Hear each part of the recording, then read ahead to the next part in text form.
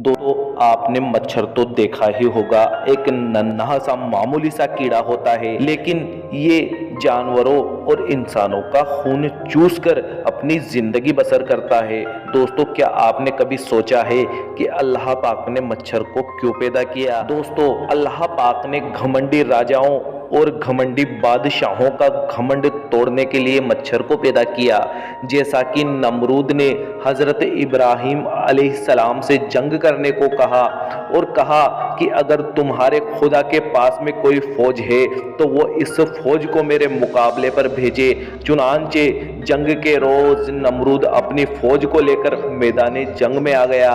मैदान जंग में इस कदर भीड़ थी कि जहां तक नजर जाती थी सिपाही ही सिपाही नजर आते थे।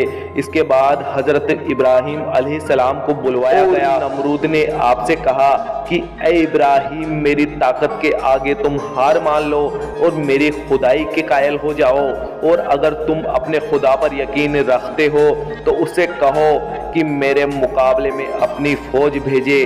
बस इतना कहना था कि हजरत इब्राहिम अलैहिस्सलाम ने अपने दोनों हाथ आसमान की तरफ उठा दिए और इस तरह से दुआ की, ऐ मेरे माबूद, ऐ मेरे रब्बे करीम, भेज दे इसके लिए कोई कमीन।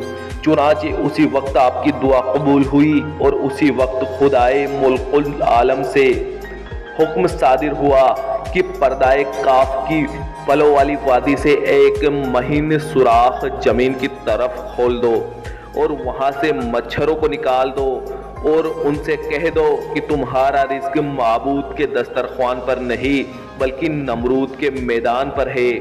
जैसे ही ये मच्छर मैदान जंग में पहुंचे तो ऐसा लगा जैसे काली रात हो गई हो। सब तरफ काली अंधेरी छा गई और कुछ ही पलों में वो मच्छर नमरूद की फौज को चट कर गए। उनमें से एक नन्हा मच्छर नमरूद की नाक से होते हुए उसके सर तक पहुंच गया और उसका दिमाग चूसने लगा। जब जब कोई नमरूद का सर दबाता तो उसे थोड़ा चैन मिलता था, यहाँ तक कि उसकी नींद हराम हो गई। उसका चैन छिन गया। इतना ज़्यादा दर्द होता था, इतना शदीद दर्द होता था कि उसे एक पल भी चैन न था और यूं ही वो हलाक हो गया।